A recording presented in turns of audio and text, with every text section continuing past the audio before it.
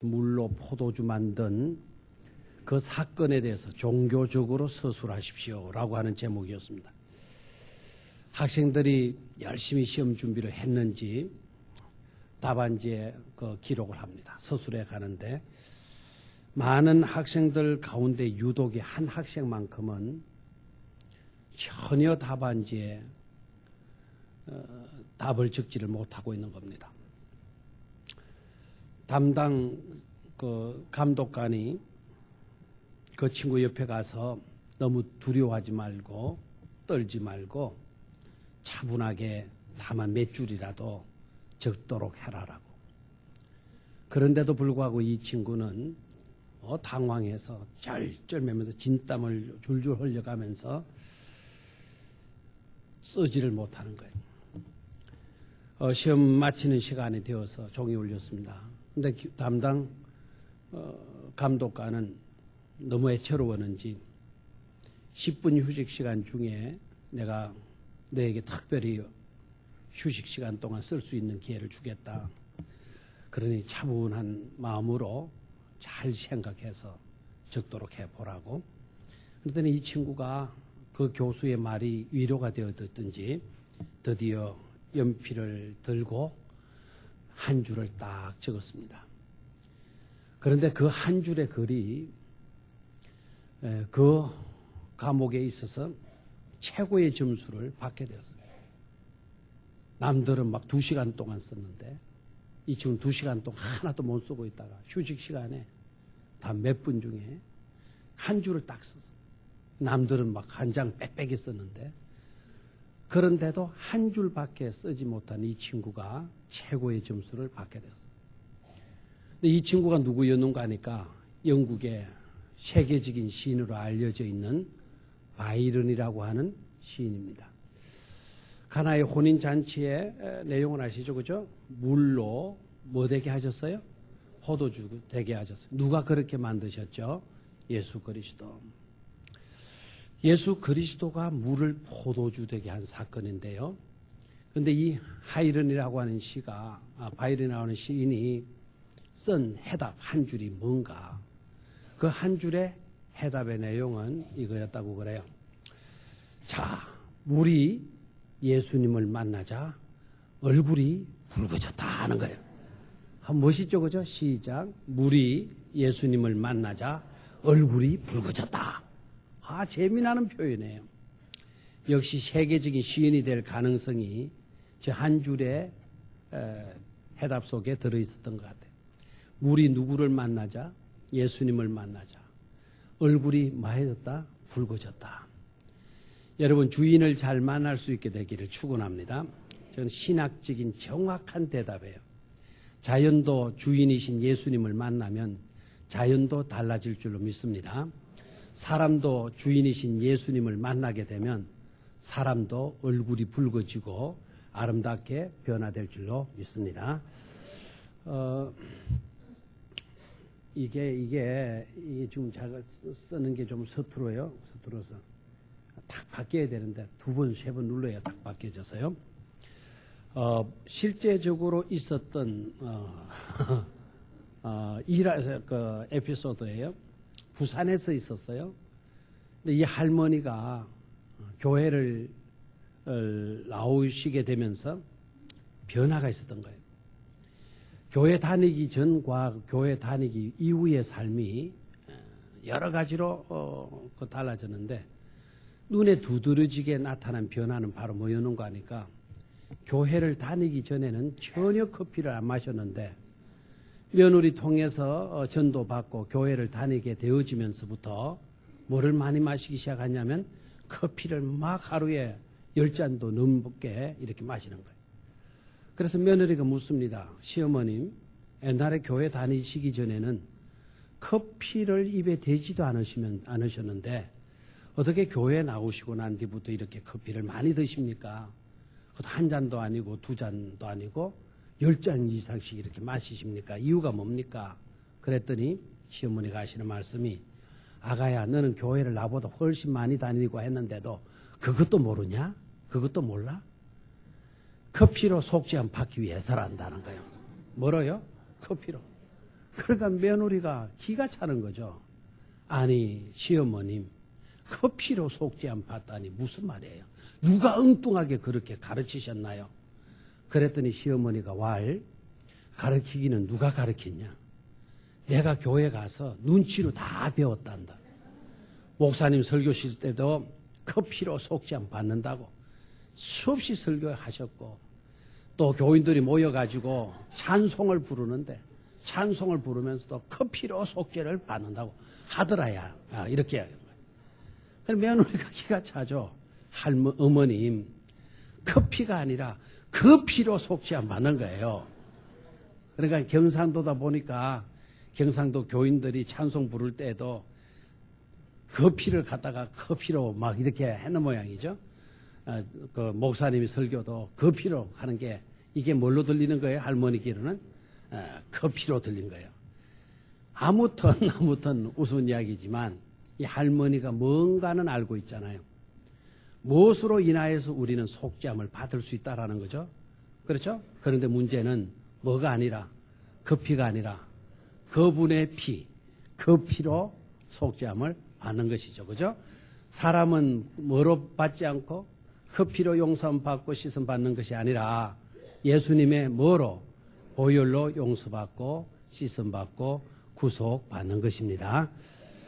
오늘 예수 그리스도의 보혈의 은총으로 여러분 재용서함 받은 것에 대한 다시 한번 감격을 가질 수 있게 되기를 바라고 오늘 세례를 받으시는 여러분들은 예수 그리스도의 보혈의 은총으로 내가 새 사람 되어진다는 이 기쁨을 꼭 체험할 수 있게 되기를 축원합니다.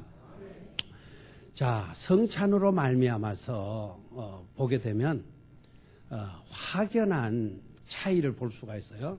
성찬을 통해서 복받는 사람이 있는가 하면 성찬 통해서 저주받고 폐기처분 당하는 그런 사람이 있어요.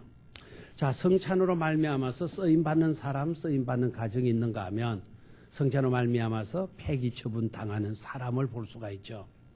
여러분 성찬을 통해서 폐기처분 당한 사람은 누굴까요? 성찬식 때에 정말 그 은혜로운 복된 자리에서 오히려 슬그머니 도망쳐 나가게 되고 그 일로 저주의 죽음을 죽고만 누가 있죠? 예수님의 12사도 가운데 그것도 한 사람이 누구였습니까? 가룟 유다죠. 가룟 유다. 성찬으로 말미암아 이 사람은 폐기처분 당하고 말아요. 저주받고 말아요. 우리는 성찬을 통해서 저런 폐기처분 당하는 인생이 아무도 없게 되기를 축원합니다. 성찬으로 말미암아서 쓰임받는 사람을 또 볼 수가 있어요. 성경에서 예수님의 유월절 마지막 만찬을 제자들을 통해서 준비하라고 예수님이 분부를 하시잖아요. 그래서 제자들이 어리중절했어요. 유월절 만찬을 어디서 우리가 먹어야 되겠는데 장소를 어디로 해야 될지 몰랐던 겁니다. 그런 모습을 보고 예수님께서 뭐라고 말씀하시느냐 하면 너희들이 예루살렘 가나안산으로 올라가다 보면 한 여인이 물동이를 머리에 이고 가는 여인을 만나게 될 거다. 그 여인에게 가서 우리 주께서 말씀하시기를 마지막 유월절을 네 집에서 잡수시고 싶어 하신다 라고 말을 하라고 이야기를 해요. 그래서 제자들이 가서 진짜 보니까 한 여자가 물동이를 이고 물을 깃고 올라가고 있었어요. 그래서 제자들이 가서 하라는 대로 했어요.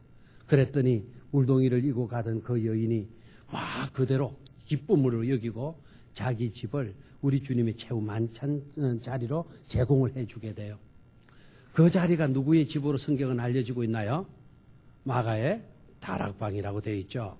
그래서 그 집에 그 성찬 자리를 제공해 주는 일로 인하여서 마가가 복음서의 기록자가 되어지고 마가가 주님을 따르는 제자가 되어지는 그런 축복을 받는 것을 볼 수가 있습니다. 이번 성찬으로 말미암아서 여러분들은 쓰임받는 가정이 될 수 있고 쓰임받는 사람으로 이렇게 선택되어질 수 있기를 축원합니다. 자, 그러면 오늘은요. 오늘은 요리문답에 나오는 세례란 무엇인가, 요리문답에 나오는 성찬은 무엇인가라는 것으로 요리문답에 있는 질문과 답을 우리가 같이 읽어봄으로써 세례와 성찬에 대한 분명한 이해를 가질 수 있기를 바랍니다. 요 사이는 요리문답을 잘 공부를 안 해요. 옛날에는 교회 오면 요리문답을 공부시켜서요. 철저하게 시켰어요. 애울 정도로 시켰어요. 그래서 우리 어릴 때 우리 이거죠. 요리문답 1조 1항이 뭐냐? 요리문답의 첫 번째 질문이 뭐냐라는 그걸 딱 말을 해요. 질문을 딱 던지면 세례 받을 때 또록또록하게 대답했어야 돼요. 대답 못하면 세례 못 받아요. 또 내년으로 가을로 연기가 되어져야 돼요. 요리문답 1조 1항에 사람의 제일 되는 목적이 무엇이뇨? 라고 딱 나와요. 그러면 해답 뭡니까? 하나님을 영화롭게 하고 영원토록 그를 즐거워하는 것입니다. 대답을 오케이 해서 이제 합격이 돼서 세례를 받을 수가 있는 겁니다. 자, 오늘 요리문답이라는 것은 신앙생활을 어떻게 할 것인가라고 하는 지침, 원리를 말해요. 요리문답이라는 거는.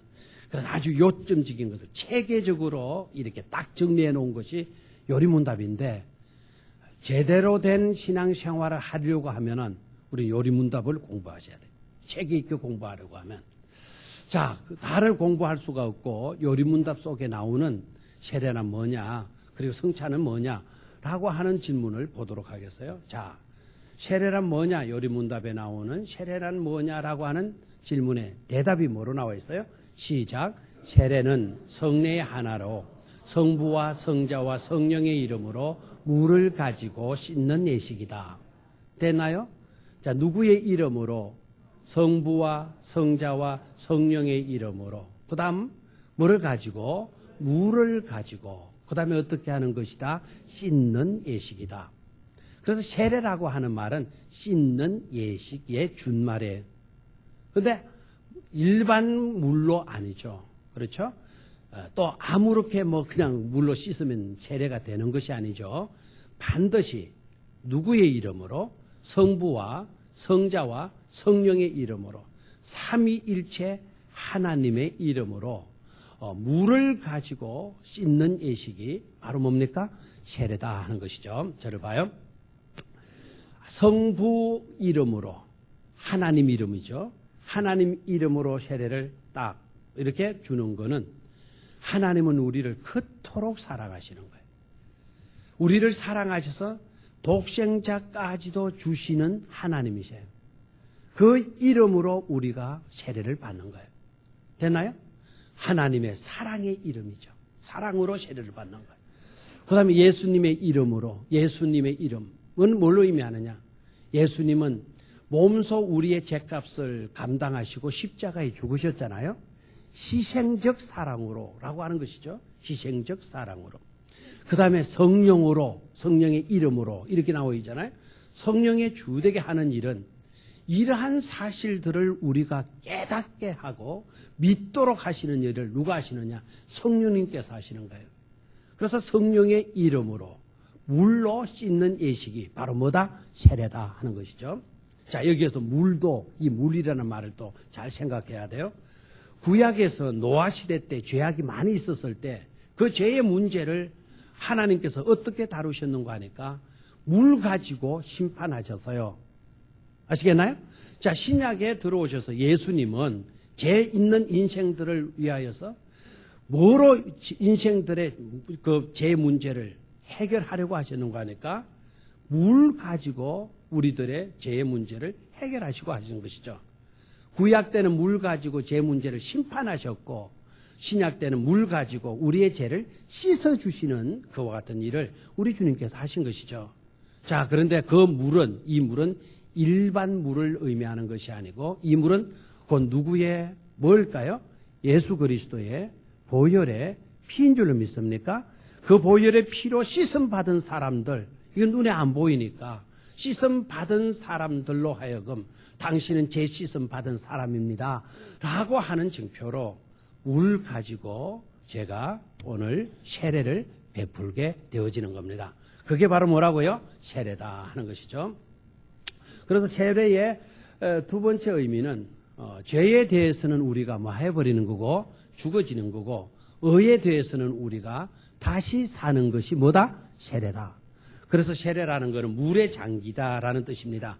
물의 장기다라고 하게 되면 우리는 살아요, 죽어요? 죽죠. 자, 물에 잠겼다가 물에서 나오다라는 뜻을 갖고 있어요. 물에서 나온다는 것은 그거는 죽은 거예요, 사는 거예요? 사는 것이죠. 그래서 세례를 받은 우리는 과거의 습성을 끊어버려야 돼요. 잘못된 습성의 모든 것들을 다 십자가에 처형해버려야 돼요. 예수님 십자가에 죽을 때 예수님은 덩그러니 달려 죽게 해서는 안 된다는 거죠. 그 십자가에 달리실 때 내 모든 죄악도 어디에 매달려졌어요? 십자가에 매달려졌어요. 이거 좀 치우죠. 이 양 벗기를 잘 벗겨놨네요. 예. 성령님이 오늘 싹 벗겨주시는 것 같네요. 자, 요거 좀 잘 듣네요, 장로님들. 예. 자, 여러분 나머지는 이제 제 말씀 집중하시고요. 자, 그래서 벗기나요? 예. 일부러 벗기내 주시는데 그걸 일부러 또 갖다 덮여줘 하지 마시고. 예? 제가 뭘 이야기했죠? 죄에 대해서는 우리가 뭐하고 죽고 의에 대해서는 우리가 다시 사는 예식이 바로 뭐다? 세례다 하는 것이죠. 또한 세례는 저와 여러분들이 주님과 연합되는 거예요. 누구와 연합되는 거다? 주님과 연합되는 거예요. 그래서 주님과 함께 되는 예식이 바로 세례식이에요. 또한 세례라고 하는 것은 주님의 피로서 우리가 씻음 받은 백성들이기 때문에 하나님의 백성으로 인침을 받는 것이 바로 뭐다? 세례다 하는 것입니다. 자, 같이 읽습니다. 시작. 그것은 우리가 그리스도께서 접붙임을 받음과 은혜의 언약의 혜택에 참여함과 우리 주님의 것이 된다는 약속을 표시하고 확정하는 것이 바로 뭐다? 세례다 하는 것입니다. 자, 그러면 다음으로 세례는 그러면 누구에게 베풀 수 있는 것인가? 자, 답은 95번째 문제가 요리문답 95문이 세례는 누구에게 베풀 수 있는가? 저 말은 거꾸로 이제 우리가 역으로 또 생각하면 이렇게 되죠. 세례는 누가 받을 수가 있는가? 누구에게 베푸는 것인가? 세례는 누가 받는 것인가? 아무라도 다 세례를 받는 것이 아니라는 거죠. 자, 거기에 대한 대답을 같이 읽습니다. 시작. 세례를 보이는 교회 밖에 있는 사람에게 베풀어서는 안 된다 그랬네요. 세례는 그러니까 아무에게나 베푸는 것이 아니다라는 것이죠.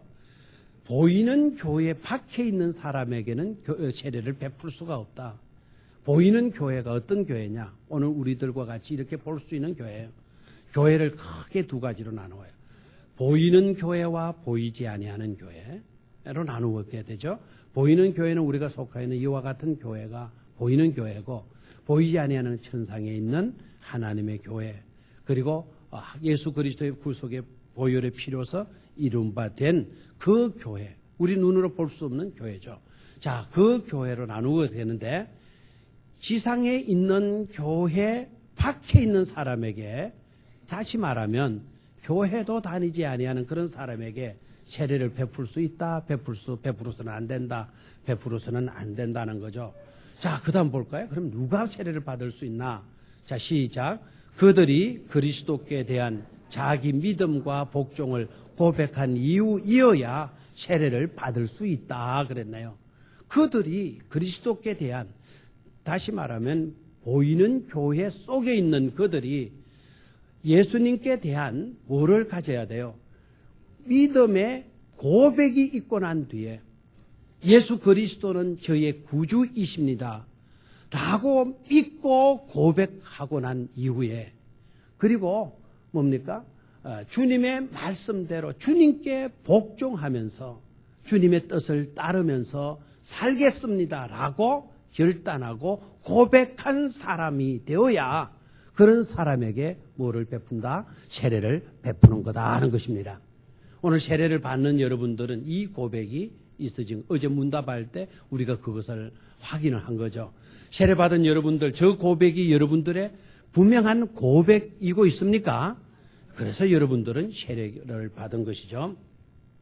자, 그 다음에 그런 사람들의 자녀들에게, 아이들에게는, 어린 자녀들에게는 뭐를 줄 수 있다? 유아 세례를 줄 수가 있다. 됐나요? 그러나 보이는 교회의 해운과 같은 사람들의 아이들은 뭐를 받을 수가 있다? 세례를 받을 수가 있다. 우리는 저 세례를 가르쳐서 무슨 세례라 그러죠? 유아 세례라 이렇게 이야기를 하는 거예요. 자, 다음으로 볼까요? 시간이 없기 때문에 성찬은 무엇인가? 라고 하는 질문이 나와요. 요리문답 96번째 질문이에요. 성찬은 무엇입니까? 저 질문에 대한 대답이 뭔가 하니까 성찬은 성례의 하나로서 그리스도께서 정하신 대로 떡과 포도주를 주고받음으로써 그리스도의 죽음을 나타내 보이는 뭐다? 예식이다. 그랬어요. 그러니까 저기에서 중요한 내용이 나오죠. 성찬은 누가 제정하신 것이냐? 이 성찬은 누가 제정하신 것이냐? 누가 제정하신 것이죠? 예수님께서 제정하셨단 말이죠. 그래서 예수님께서 제정하신 대로 주고받아야만이 성찬을 행한 것으로 우리가 받아들여지는 거예요. 주님께서 정하신 방식이 있는데 그것은 무시해버리고 어느 교회에서 그렇다 그러대요. 토속적으로 성찬식을 행하자. 그래가지고는 막걸리 가지고 와가지고 포도주 대신에 막걸리로 돌렸다는 겁니다. 자, 막걸리로 돌릴 수 있을까요? 자, 막걸리의 색깔은 일단 북치를 못하고 희구물이 합니까? 하얗습니까? 그렇게 돼 있죠. 자, 상징성의 의미가 부족합니다. 주님께서 제정하신 대로 떡과 포도주를 주고받음으로써 뭐를 나타내 보이는 예식이다. 주님께서 우리를 위하여 죽으셨다라는 이것을 나타내 보이는 예식이 바로 뭐라는 것입니까? 성찬이라고 하는 것입니다. 알겠나요? 자, 그 다음 볼까요? 같이 읽습니다. 시작. 그것은 합당하게 받는 자들은 육체적인 유욕적인 방식을 따르는 자들이 아니라 어떻게 받아야 되는 거죠?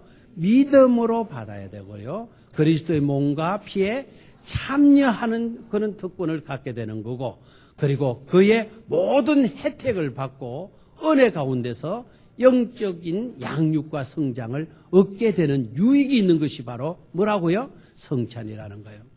그래서 성찬에 우리가 믿음으로 이렇게 참여하게 되면 영육 간에 영적으로도 육적으로도 큰 은혜를 체험하게 되어지는 것입니다. 됐습니까? 네. 자, 그러면 성찬을 합당하게 받으려면 무엇을 필요로 합니까? 성찬을 합당하게 받으려면 무엇을 필요로 합니까? 성찬에 임하는 우리의 자세가 어떠해야 되는가 하는 91번째의 문제가 됩니다. 자, 그 질문에 대한 대답을 보도록 할까요? 시작. 성찬에 합당하게 참여하고자 하는 자들에게 요구되는 것은 자, 주님의 몸을 분간하는 지식에 대해서 그리스도를 먹고 마시는 그들의 믿음에 대해서 그리고 그들의 회개와 사랑과 새 복종에 대해서 스스로를 살피는 것이다. 아멘. 그래서 성찬 받은 우리의 자신은 믿음으로 내 자신을 살펴볼 수 있어야 된다는 거죠. 이 떡은 주님의 몸이다. 이 잔은 주님의 피다. 라고 알고 있는 그런 지식이 있는가? 그것이 나를 위한 것이었음을 믿는 믿음이 있는가? 이 피로 이 떡으로 내 죄가 용서되고 구원받게 되는 그것을 내가 확실히 믿는 그런 믿음이 내게 있는가를 살피는 것이죠.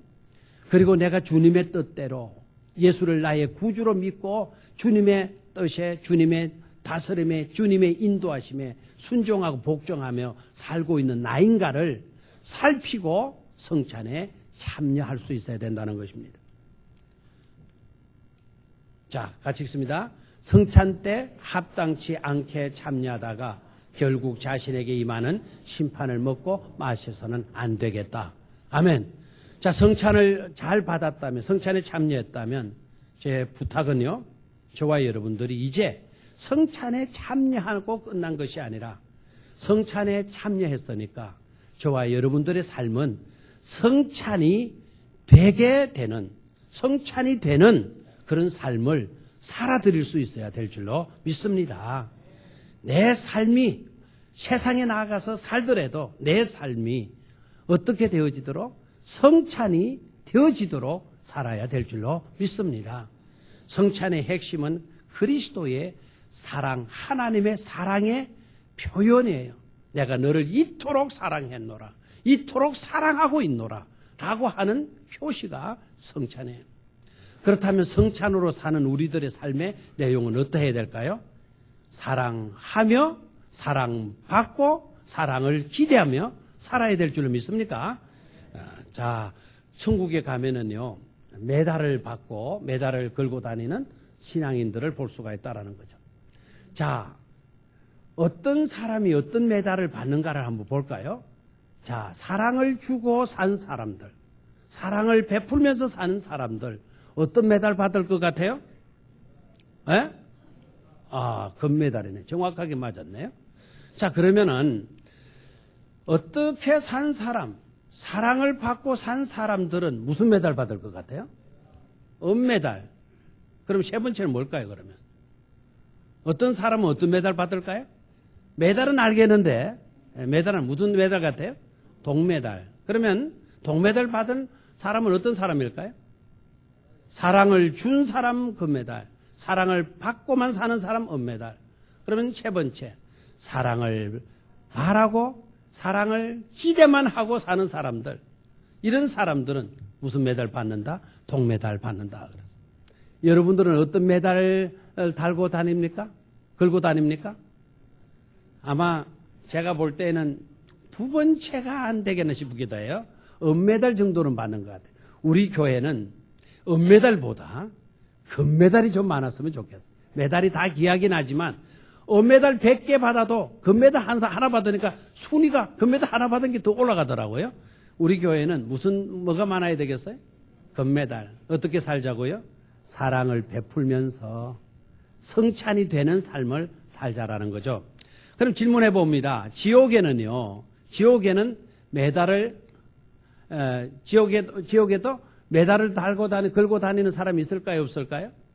지옥에 가면 어떨까? 지옥에도 메달을 달고 다닐까?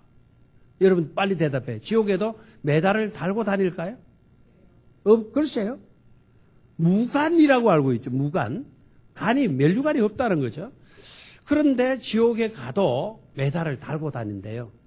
근데 어떤 메달인가? 어떤 자가 메달을 달고 다니는가? 일단 한번 볼까요? 자, 어떤 사람은 사랑을 배신하고 산 사람들. 사랑을 받고 있지만 사랑을 거역한 거예요. 누가 생각납니까? 누가 생각나요? 가룟 유다가 생각이 나죠. 가룟 유다. 주님으로부터 사랑을 받았지만 그 사랑을 거역했잖아요. 배신했잖아요. 어떻게 그럴 수가 있나요? 자기의 스승을 은30으로 팔아치울 수가 있습니까? 사랑을 배신하고 산 사람, 가룟 유다. 그럼 가룟 유다는 무슨 메달 달고 다닐까? 예? 100메달? 예. 잘 봐요. 무슨 메달인가? 무슨 메달? 목메달 그래도 감히 하지 않는 사람이 있어요? 가룟 유다 사랑을 배신하더니 목매달아 죽고 말았어요. 그래서 목메달 달고 다닌대요. 우리는 저런 인생을 살아서는 안 될 줄로 믿습니다. 성찬의 진정으로 우리가 참여했다면 우리의 삶이 나아가서 뭐 되게 하자? 성찬 되게 해야 될 줄로 믿습니다. 성찬 되게 하는 삶은 바로 사랑을 실천하며 사는 삶이라는 것을 깨닫고 그런 자세를 가지고 성찬에 임할 수 있게 되기를 주의 이름으로 축원합니다. 하나님 아버지, 성례전을 통하여서 은혜 받게 하여 주시옵소서. 주 예수 그리스도의 이름으로 기도드리옵나이다. 아멘.